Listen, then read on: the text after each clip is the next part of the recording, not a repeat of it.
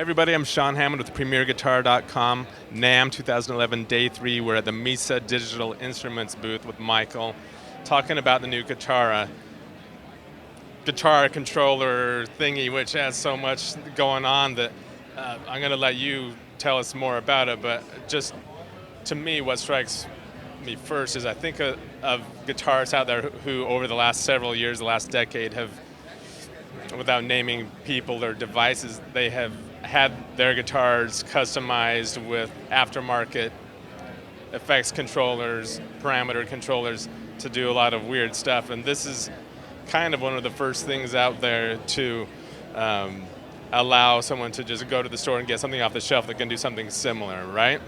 Right, yeah, but at the same time, we're coming from a completely different mentality to those sort of aftermarket products. We're trying to say, if you want to control electronic music, there are aspects of traditional guitar that maybe we don't need, like the strings, for example, and replacing them with other things like the touch panel to create a more intuitive interface for electronic music. So we're really coming at this from an electronic music perspective, more than just a guitarist perspective.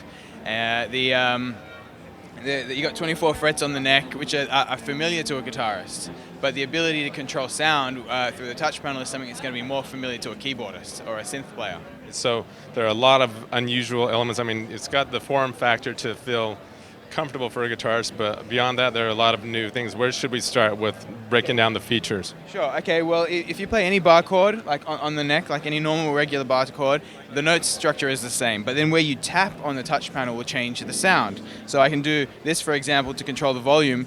It's like positional based. So you can see how it fades in and out, whether I'm playing lower or higher. If I go from left to right, I'll actually be morphing the sound from one parameter to another. So immediately we've got a whole bunch of tones, I guess you could say, on one instrument. So you can combine them together to create interesting electronic music. Why don't you give us a few more samples? Sure, well I can change the sound. So here I've brought up a preset menu, and there's only 10 presets on this version because it's a prototype. The final version will have over 100. But I can load up a preset. And now the guitar behaves completely differently and it sounds completely different. So now this ball is going to be controlling distortion gain. And I can play a chord and just tap. And the pitch bend now is like a huge whammy bar, which goes up an entire octave.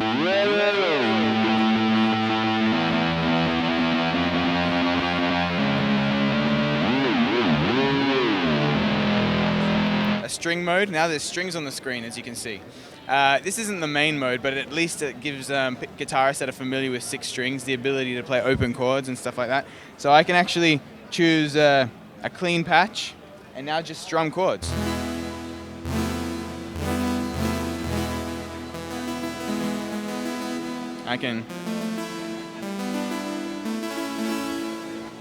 That's basically it.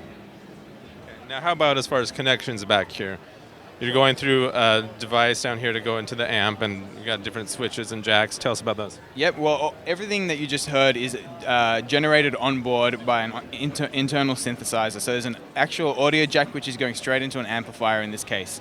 There's also a headphone jack and a MIDI output port if you want to connect this instrument up to your own equipment. For example, rack mount synths or even software that you have on your computer, like virtual instruments. You can actually control them through the MIDI interface. Okay. Now, I'm sure people are noticing there are 2 strap buttons here, so you could flip it around, I assume, for left or right handers. Yeah. Actually, there's a little cap here you can see where you pull it out, and then you just unscrew the other strap hook and screw it in there, and you flip it upside down and reverse the tuning, and then it's left-handed. Cool. Now, how about as far as the neck on it? I mean, did you model, excuse me, the profile of the neck after any certain guitars, or just try to do sort of a medium thickness? Or yeah, we sort of went for a medium profile, what I'm used to. I mean, we haven't had any complaints so far, but we've had a lot of great professional guitarists give their feedback, and this seems to be the neck structure with a slight curve, as you can see, which is most comfortable. So that's what we've gone with, yeah. Okay. Now there will be 2 different models and 2 different price points. Tell us about those. Yep. Well, the standard model is $849 retail. It'll be available in April, and it's made of a black. It's a black model, basically. This over here. Or on that table over there as well.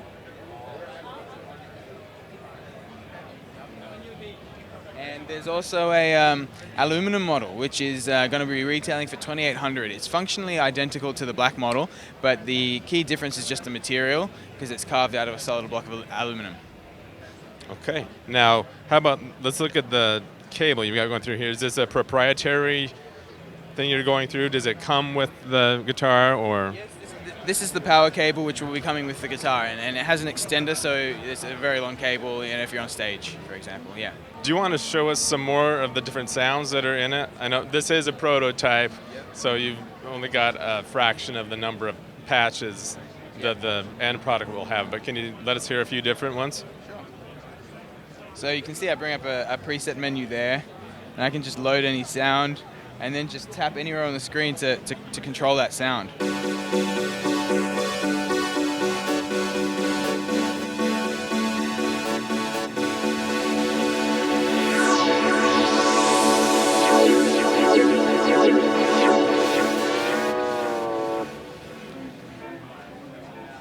You can bring up bass patches.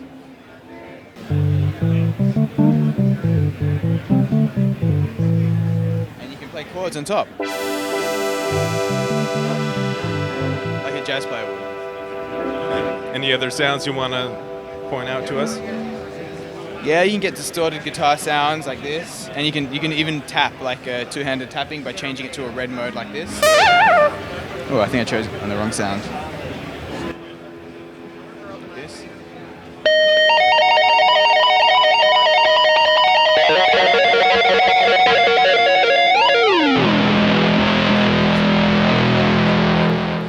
So where can people go to find out more about this?